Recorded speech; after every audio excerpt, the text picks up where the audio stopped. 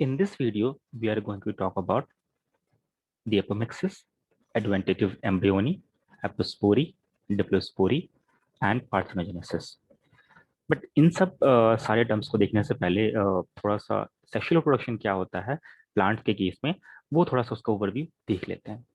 जब भी हम सेक्सुअल रिप्रोडक्शन की बात करते हैं तो क्या होता है, आपके male part that is the androecium के एंथर से male gamete means pollen grain का ट्रांसफर होता है किस पे, फीमेल के पार्ट में, दैट इज द स्पेसिफिक किस पार्ट की बात करें तो स्टिग्मा पे होता है। और वहां से फिर पोलन ट्यूब का जर्मिनेशन, देन उसके बाद फिर आपके जेनेटिव सेल का फ्यूजन होना एग सेल से, उसके बाद फिर क्या बनता है, जाइगोट, राइट। जाइगोट फिर बनेगा, फिर आपका ये कन्वर्ट करेगा एम्ब्रियो में, देन एम्ब्रियो के बाद फिर सीड बनता है। तो जो सीड बनना है वो बेसिकली क्या है, एक सेक्सुअल रिप्रोडक्शन का एक फीचर माना जाता है, राइट। तो ये जो प्रोसेस है, ठीक है, ये किसमें देखने को मिल रहा है, सेक्सुअल रिप्रोडक्शन, वो प्लांट जो कि सेक्सुअल रिप्रोडक्शन शो कर रहे हैं। बट कुछ प्लांट्स ऐसे हैं जो कि आपके सीड्स बना रहे हैं बट वो फर्टिलाइजेशन नहीं कर रहे हैं, राइट। तो अगर मैं बात करूं एपोमिक्सिस की, एपोमिक्सिस में भी आपको इसी तरह ही देखने को मिलता है, जहां पे आपका क्या हो रहा है, फर्टिलाइजेशन नहीं हो रहा है बट डायरेक्टली आपका क्या बन रहा है, सीड बन रहा है, राइट। इसी वजह से एपोमिक्सिस को क्या कहा जाता है कि ये मिमिक करता है सेक्सुअल रिप्रोडक्शन को, बट एक्चुअली ये एसेक्सुअल रिप्रोडक्शन है। ओके, तो ये बेसिकली सारा कॉन्सेप्ट क्या है, मतलब ये कौन से ऐसे सेल हैं जो ये सारे किस चीज के लिए रिस्पॉन्सिबल है, उसके लिए थोड़ा सा एक बहुत ओवरव्यू में मेगा स्पोरोजेनेसिस को थोड़ा सा देख लेते हैं, ठीक है। स्पोरोजेनेसिस को हम देख लेते हैं कंप्लीट लेक्चर के लिए, कंप्लीट मेगा स्पोरोजेनेसिस के लेक्चर के लिए मैं लिंक डाल दूंगा डिस्क्रिप्शन में, आप उसको चेकआउट कर सकते हैं, ठीक है। तो मेगा स्पोरोजेनेसिस की बात करें तो सिंपली क्या हो रहा है, आपका मेगा स्पोर मदर सेल से, मेगा स्पोर मदर सेल से मेगा स्पोर का फॉर्मेशन को ही हम मेगा स्पोरोजेनेसिस कहते हैं। जो कि इसमें ये एक इंपॉर्टेंट प्रोसेस है क्या, मियोसिस का होना। मतलब मेगास्पोर मदर सेल में अगर आपका मियोसिस हो रहा है तो वो मेगास्पोर बनाता है, और जो कि वो हैप्लॉइड है, तो मेगास्पोर एक खुद एक डिप्लॉइड स्ट्रक्चर है जो कि आपका एक मेगास्पोर बना रहा है, ठीक है। जैसे यहाँ पे मेगास्पोर ने आपके कितने चार बनाए, उसमें से तीन रीजनरेट हो जाते हैं, राइट। तो एक ही बचता है फंक्शनल मेगास्पोर, ये आपके फिर माइटोसिस करेगा, स्पेसिफिकली क्या, कैरियोकाइनेसिस करेगा। और ये दो न्यूक्लियस फिर दो से चार, चार से आठ, इस तरह करके आपका ये स्ट्रक्चर बनाएगा। और फाइनली जो स्ट्रक्चर बनता है इसको हम कहते हैं एम्ब्रियो सैक कहते हैं, या जो एम्ब्रियो सैक आपका फीमेल गेमिटोफाइट के नाम से भी जाना जाता है, फीमेल गेमिटोफाइट, गेमिटोफाइट, राइट। तो ये स्ट्रक्चर आपका फीमेल गेमिटोफाइट का है, जिसमें आपके एंटीपोडल सेल्स हैं, पोलर न्यूक्लियाई है, एग है, सिनर्जिड सेल है, राइट। ये फीमेल जो एम्ब्रियो सैक है या फीमेल गेमिटोफाइट है, जनरली ये हैप्लॉइड बनता है, जनरली ये हैप्लॉइड बनता है। बट क्या एपोमिक्सिस के केस में ये सेम रहता है, वो हम देखने वाले हैं। तो चलिए एपोमिक्सिस के बारे में थोड़ा सा बात करते हैं। तो एपोमिक्सिस की जब भी हम बात करते हैं तो उसको दो कैटेगरी में डिवाइड करते हैं, recurrent agamospermy and एडवेंटेटिव polyembryony, right. तो रिकरेंट एगैमोस्पर्मी में क्या हो रहा है, ये आपका ओव्यूल का डायग्राम है, ये आपका इंट्रीगमेंट है जो डिप्लॉयड है, फिनिकल जो कि एक प्लेसेंटा को कनेक्ट करने वाला स्ट्रक्चर ओव्यूल से, तो ये आपका डिप्लॉयड है, फाइन। इसमें आप यहाँ देख रहे हैं पर मेगास्पोर मदर सेल, ये मेगास्पोर मदर सेल जो कि एक डिप्लॉयड स्ट्रक्चर है, ये क्या कर रहा है, ये सिंपली नॉर्मल केस में क्या हो रहा था, ये मेगास्पोर मदर सेल मियोसिस करके आपका मेगास्पोर बना रहा था, बट यहाँ पे मियोसिस नहीं हो रहा है, यहाँ पे मियोसिस नहीं हो रहा है। सिंपली ये मेगास्पोर मदर सेल अपने आप को खुद को डेवलप कर लेगा किसमें, मेगास्पोर में, जो कि एक डिप्लॉयड स्ट्रक्चर बनेगा। अब जाहिर सी बात है, मेगास्पोर डिप्लॉयड स्ट्रक्चर बना है तो ये मेगास्पोर फर्दर डेवलप करेगा, राइट। तो आपके एम्ब्रियोसाइट कैसे बनेंगे, वो भी डिप्लॉयड बनेंगे, एग कैसा बनेगा, वो भी डिप्लॉयड बनेगा, मतलब इसके आगे सारे स्ट्रक्चर आपके डिप्लॉयड बनेंगे और अल्टीमेटली सीड बन जाएगा। मतलब आप अगर आपका एग फ्यूज हो गया, क्योंकि एग तो क्या है, डिप्लॉयड स्ट्रक्चर है, वो आपका फिर एम्ब्रियो बनाएगा, फिर सीड। तो ये इस केस में ये जो है, ये रिकरेंट एगैमोस्पर्मी, ठीक है। ये जनरली एप्पल और पियर के केस में देखा जाता है।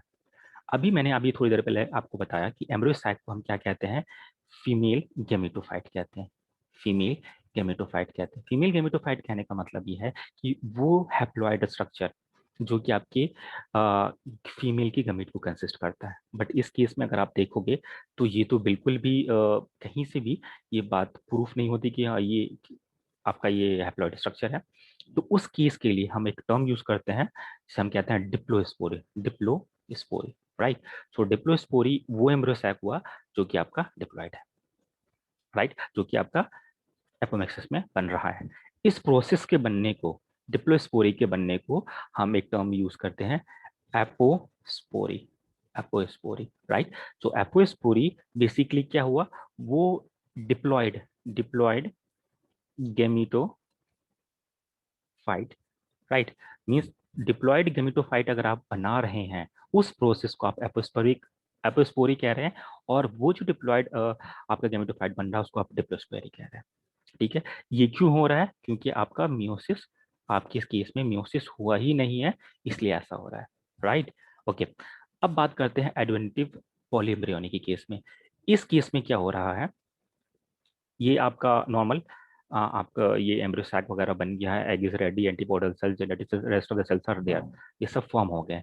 बट हुआ क्या है कि पॉलन, आपके पॉलन आए ही नहीं है। अब भाई प्लांट वेट कर रहा है कि पॉलन आएगा, पॉलन ग्रेन लेके आएगा, फ्यूज फर्टिलाइजेशन होगा, उसके बाद फिर फर्दर प्रोसेस होगा, बट पॉलन आया ही नहीं। ना खुद के प्लांट से आया, मतलब खुद के फ्लावर से भी नहीं आया, या फिर क्रॉस पॉलिनेशन कहीं से भी हुआ ही नहीं, पॉलन आया ही नहीं।